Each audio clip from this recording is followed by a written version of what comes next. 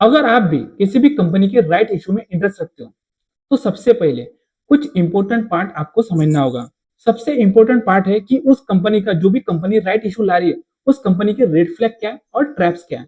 देखिए, जब कोई कंपनी राइट इशू ला रही है तो सबसे पहले उस कंपनी के प्रमोटर यानी कंपनी के मालिक का बिहेवियर देखिए, और प्रमोटर से जुड़े कुछ क्वेश्चन है जो आपने राइट इशू अप्लाई करने के पहले चेक करने चाहिए। क्या प्रमोटर फुल्ली सब्सक्राइब कर रहा है? क्या प्रमोटर राइट इशू बेच रहा है? क्या प्रमोटर स्टेक पहले से ही गिर चुके हैं? क्या अगर प्रमोटर खुद ही कॉन्फिडेंट नहीं है तो इन्वेस्टर क्यों होगा? सेकेंड रेड फ्लैग होता है अकाउंटिंग ट्रिक्स। जब कोई कंपनी राइट इशू लाती है तो वो अकाउंटिंग में छेड़छाड़ करती है, जो सबसे ज्यादा कॉमन ट्रिक मानी जाती है। अगर कोई company one time income show कर रही है, या कैपिटलाइजिंग एक्सपेंसेस ज्यादा दिखा रही है, या फिर अग्रेसिव रेवेन्यू रिकॉग्नाइजेशन दिखा रही है, तो जब कंपनी राइट इशू लाती है उस समय बैलेंस शीट सुधरी हुई दिखाई देने लगती है, या फिर हमें उस तरह से दिखाया जाता है कि कंपनी फंडामेंटली बहुत ही स्ट्रांग है। तो ये एक आपके लिए ट्रैप हो सकता है। अब हम बात करते हैं थर्ड रेड फ्लैग की।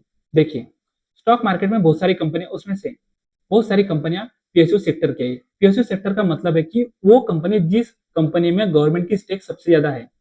तो देखिए, थर्ड रेड फ्लैग है पीएसयू राइट इशू ट्रैप। देखिए, PSU public service unit right issue क्या रियलिटी जानने की कोशिश करते हैं। देखिए, गवर्नमेंट पैसा उठा लेती है। Second, minority share holder dilute होते हैं।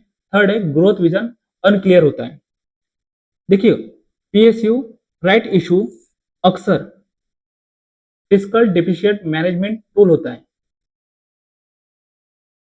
देखिए, बहुत सारी कंपनी अपना राइट इशू लाती है, लेकिन बहुत सारी कंपनी में से कुछ कंपनी होती है जो चीप प्राइस पर राइट इशू लाती है। तो वो ट्रैप हमारे लिए या फिर रेड फ्लैग हो सकता है। देखिए, लो price equal not good deal.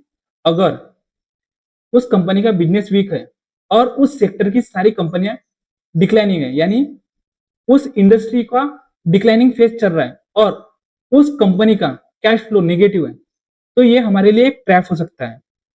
तो चीप शेयर भी आपको महंगा लग सकता है।